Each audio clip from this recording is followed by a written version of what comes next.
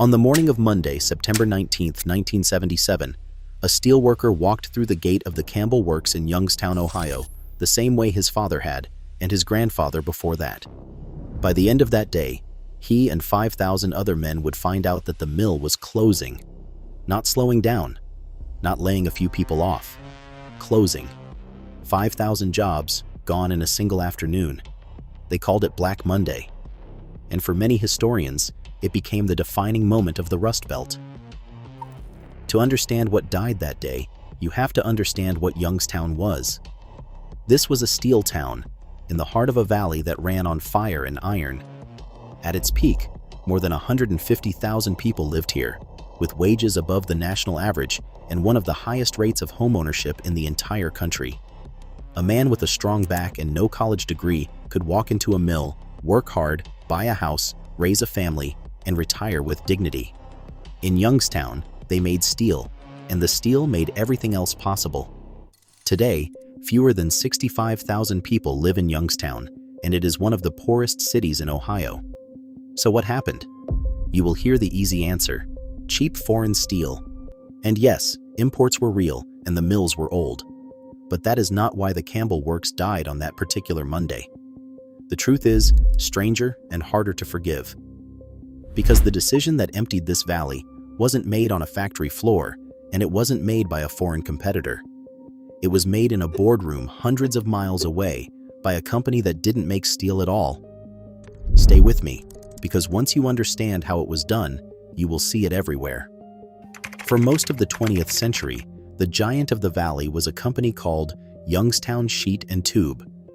It was the heart of the whole region.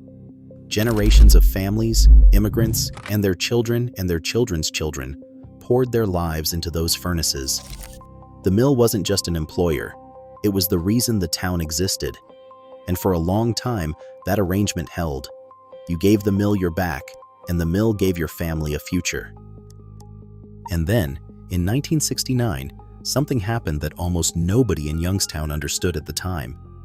Youngstown Sheet and Tube was bought. Not by another steelmaker, but by a conglomerate called the Lykes Corporation, a shipping company out of New Orleans. And here is the strange part. Lykes was about 1/6 the size of the steel company it was swallowing. It was the minnow eating the whale. To pull it off, Lykes loaded the deal with debt, and then it turned to the steel company to help pay that debt down. Now, in fairness, the trouble was already brewing before Lykes arrived. Foreign steel was getting cheaper, and the mills in the Mahoning Valley were aging, still running old open hearth furnaces that the rest of the world was leaving behind. This is exactly the moment Youngstown needed someone to pour money back into those furnaces, to modernize, to fight. Lykes did the opposite. Critics say that instead of reinvesting in the mills, the conglomerate treated Youngstown Sheet and Tube as a source of cash to service its own debts. The furnaces stayed old, and when Lykes itself ran overextended and out of credit, it did the simplest thing a distant owner can do. It closed the Campbell Works. 5,000 men found out on a Monday. But here is the part of the Youngstown story that most people never hear, and it is the part that should stay with you. The workers did not just go home and accept it. They fought. A group of local priests, pastors, and community leaders formed something called the Ecumenical Coalition, and they launched a campaign with a name that tells you everything about who these people were. Save Our Valley. Ordinary families opened Save Our Valley accounts at their local banks, pledging their own savings toward an audacious idea. The workers in the community would buy the mill themselves and run it as their own. A whole valley, passing the hat, trying to save the thing that made them. They needed the federal government to back the loans, and at first, it looked like they had won. The Carter administration agreed to support them with federal loan guarantees. Then, after the next election, under pressure from the steel industry, Washington reversed itself and took the offer back. The money never came. Imagine that. Imagine being one of those men. You gave that mill 30 years. Your father is buried in this town, and his father before him. And when the distant owners walked away, you and your neighbors and your priest stood up and said, "We will save it ourselves. Just give us the chance." For a moment, It looked like the answer was yes. And then Washington changed its mind, and the door closed for good. After that, the dominoes fell one after another.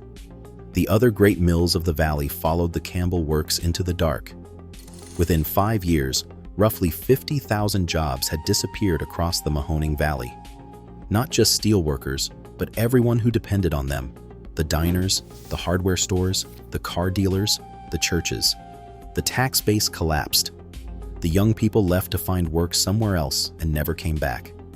A city of 150,000 slowly hollowed out into a city of 65,000, one moving truck at a time.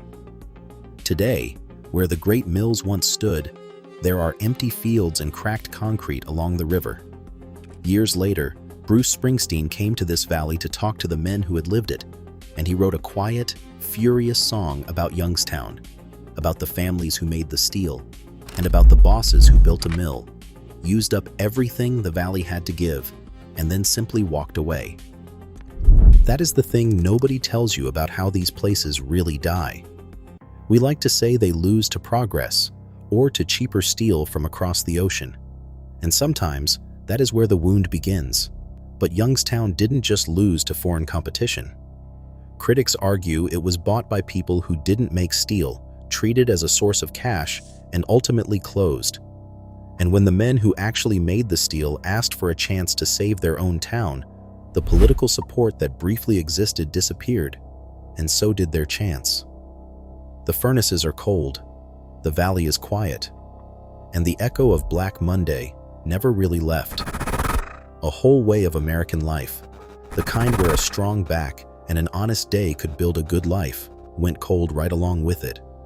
So if your father or your grandfather ever worked a mill, a mine, a factory floor, tell me about him in the comments. Tell me his name and tell me what he made. Because towns like this don't die all at once. They die one shutdown at a time, one empty house at a time, one forgotten name at a time. And the least we can do is remember them. Subscribe and stick around for more stories of the giants that built this country and the people who walked away from them.